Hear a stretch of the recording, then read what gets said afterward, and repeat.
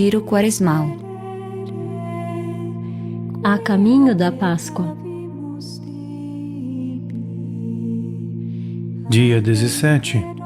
Os abismos do coração humano.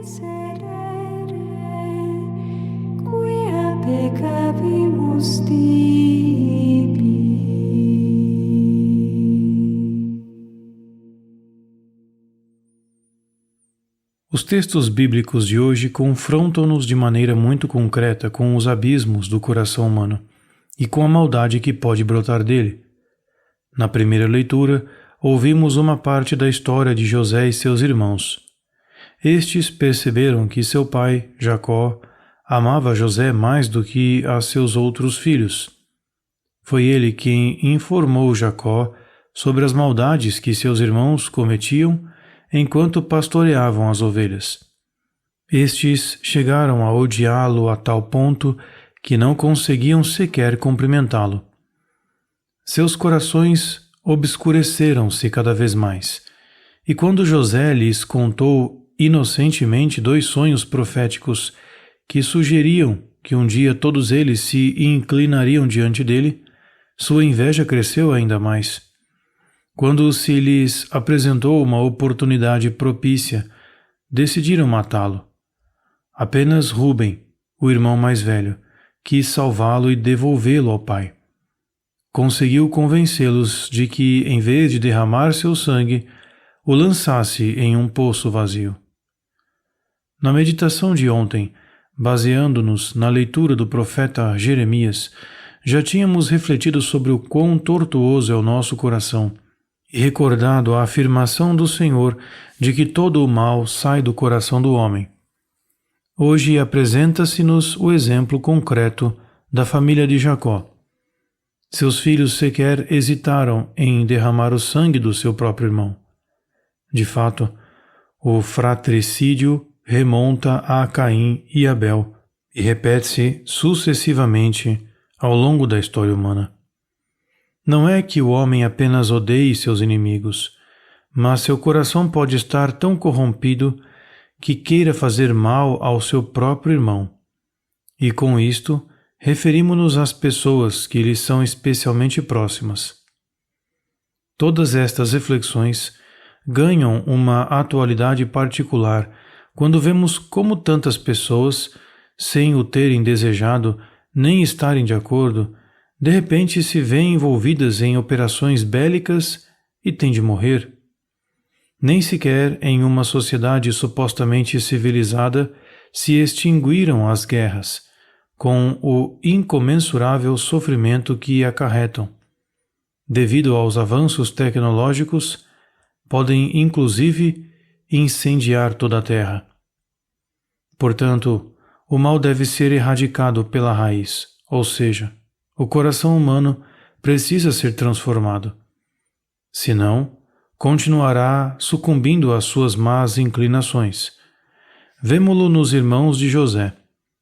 Como sugerem os versículos prévios à leitura de hoje, já tinham cometido maldades antes e não podiam suportar que seu pai preferisse José, que era menor que eles.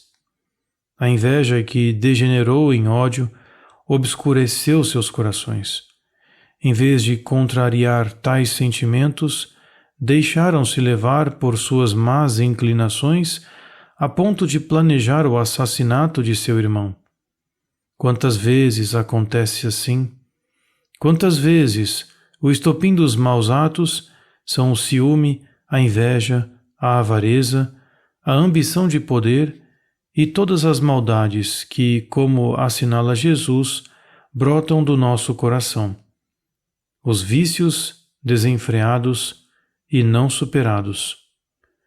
Embora saibamos que pela graça e providência de Deus, a história de José e seus irmãos tomou um rumo tão maravilhoso que inclusive pôde salvar a família da fome e produzir a reconciliação, continua a consternar-nos o fato de que nós, homens, sejamos capazes de fazer o mal e, lamentavelmente, muitas vezes o fazemos.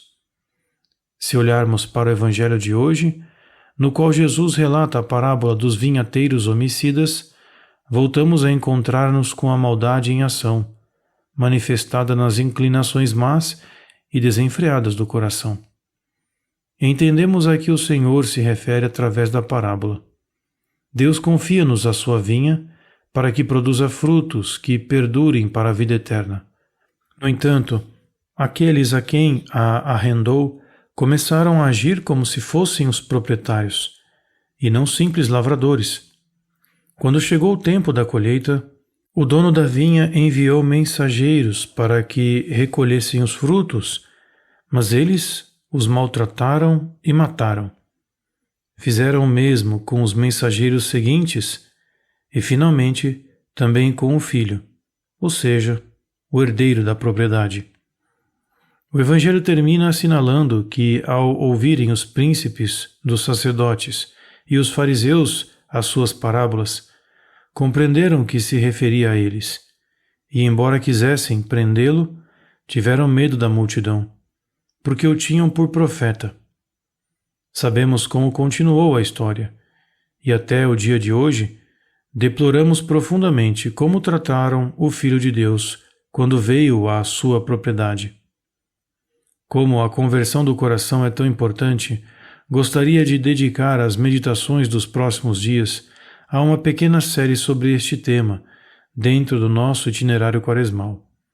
De fato, embora não esteja em nosso poder converter as outras pessoas, podemos sim, com a ajuda de Deus, trabalhar na conversão do nosso próprio coração. Então o Senhor poderá enchê-lo mais com a sua presença e convertê-lo em portador do seu amor para com as pessoas. Portanto, a conversão do nosso coração seria uma verdadeira contribuição para a paz em um mundo assolado por guerras e injustiças. Por isso, como flor da meditação de hoje, imploremos a Deus que nos conceda um coração novo. O versículo de comunhão que ouvimos hoje põe melodia a uma parte das bem-aventuranças. Bem-aventurados os puros de coração, porque verão a Deus. Bem-aventurados os pacíficos, porque serão chamados filhos de Deus. Bem-aventurados os que são perseguidos por causa da justiça, porque deles é o reino dos céus.